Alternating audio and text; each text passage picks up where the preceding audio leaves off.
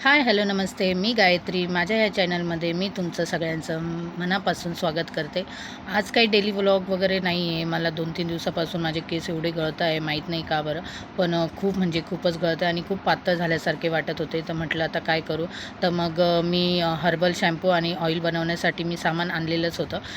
तर मी म्हटले की चला आता आपण तेच रेसिपी दाखवू. चला तर मग आता सुरू करू. इथे मी सगळं एका प्लेटमध्ये काढून घेतलेलं आहे. 1 वाटी रिठा घेतलेला आहे, त्याच्यानंतर भृंगराज आहे, 1 वाटी आवळा घेतलेला आहे, शिकाकाई घेतलेला आहे आणि 2-2 चमचे मी अलसी, मेथीचे दाणे आणि कलोंजी घेतलेली आहे.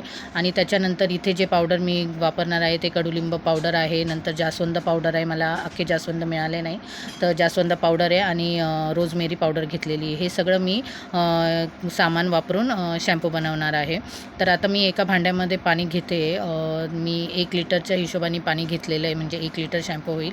तर असं घेतलेलं आहे आणि रिठीमधले सगळे गुणधर्म पाण्यात उतरले पाहिजे. रिठीमध्ये सॅपोनिन नावाचा एक गुणधर्म असतो, ज्याने फेस तयार होतो, म्हणजे नैसर्गिकरित्या फेसाळच असतो तो. आणि हे केसांना वापरलं तर केसांना छान चमक येते. कोंडा कमी करण्यास पण मदत होती. ज्यांच्या डोक्यामध्ये उवा पण असतात ना, तर रिठीने उवा पण. शिकाकाईमध्ये विटॅमिन ए, सी, ई आणि के हे असतात. त्याच्यामुळे केसांना नैसर्गिक चमक आणि कंडिशनर मिळते. केस वाढीसाठी पण खूप चांगले असतात. केस गळणं थांबतं आणि कोंडा दूर पण होतो शिकाकाईने. आवळ्यामध्ये विटॅमिन सी आणि अँटीऑक्सिडंटचं प्रमाण मुबलक असतं, त्यामुळे केसांच्या मुळांना मजबूती निर्माण करते हे. आणि केस गळणं कमी करतं, कोंडा कमी होतो आणि अकाली जे आपले केस पांढरे होतात, तर ते केस पांढरे होण्यापासून थांबवतात नैसर्गिकरित्या. भृंगराज केसांसाठी अत्यंत फायदेशीर आहे आणि त्याला केसांचा राजा म्हणूनही ओळखलं जातं. भृंगराज टाळूतील रक्तभिसरण सुधारवून केसांच्या मुळांना चांगलं पोषण देतं, केस गळती थांबते, वरील खाज आणि कोरडेपणा कमी करतो भृंगराज. त्यानंतर आपण मेथीचे गुणधर्म जाणून घेऊया.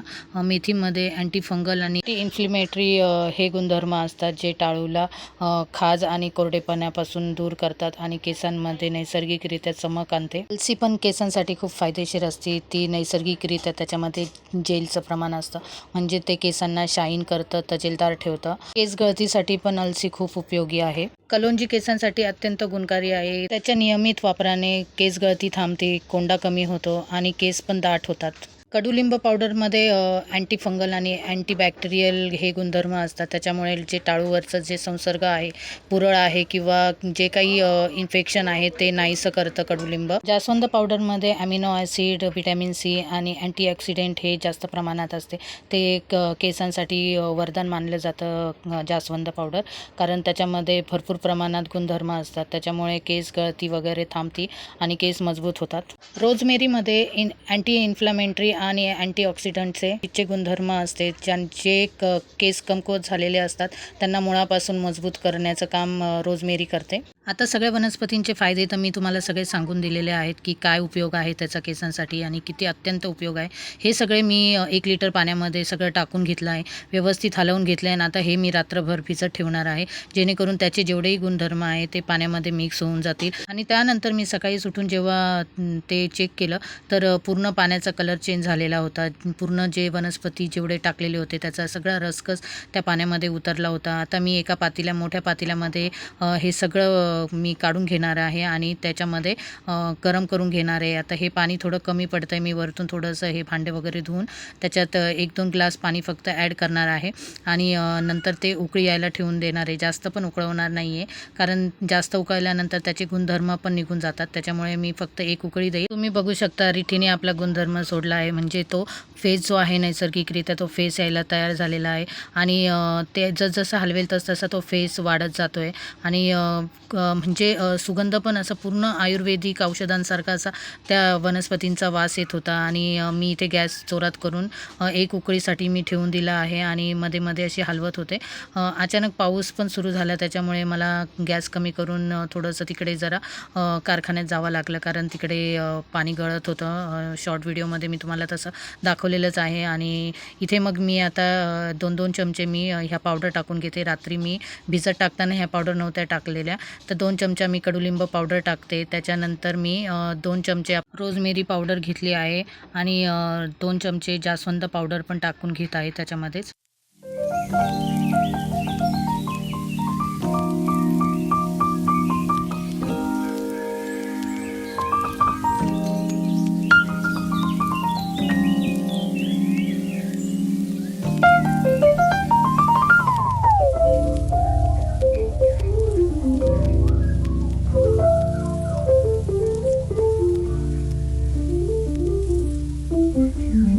ह्या सगळ्या पावडर आपण त्या मिश्रणामध्ये मिक्स केल्यानंतर व्यवस्थित हलवून घ्यायचं आहे आणि मी इथे छानपैकी हलवून घेते आणि जसजसं गरम होते तसतसा तो फेस पण येतो आहे आणि इथे व्यवस्थित हे बघा तुमच्या लक्षात येत असेल फेस पण येतो आहे. तर ते उतू नाही जाऊन द्यायचं आहे, जास्त उकळी पण नाही द्यायचं आहे. मी इथे 1-2 उकळी दिली आहे आणि त्याच्यानंतर गॅस मी बंद करून ते थंड होण्यासाठी ठेवलेलं आहे आणि मग ते झाल्यानंतर आपल्याला पुढची प्रोसेस करायची आहे.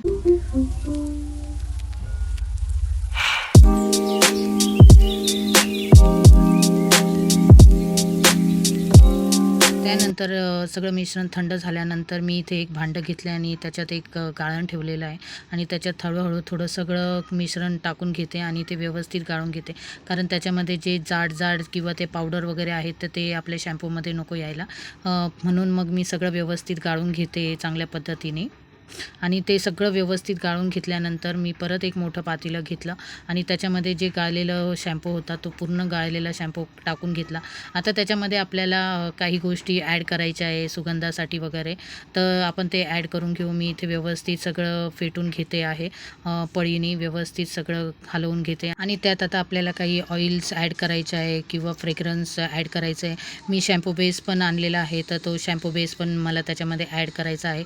आता इथे मी आणि त्याच्यानंतर जोजोबा ऑइल पण टाकते, टी 3चं ऑइल पण टाकते. त्यानंतर 2 चमचे मी कॅस्ट्रॉल ऑइल पण ॲड केलेलं आहे त्याच्यामध्ये. नंतर आपलं कोकोनट ऑइल, आल्मंड ऑइल आणि व्हिटॅमिन ईचे हे सगळं मी ऑइल एकत्र करून त्याच्यामध्ये मी मिक्स करते आणि व्यवस्थित हलवून घेते आहे.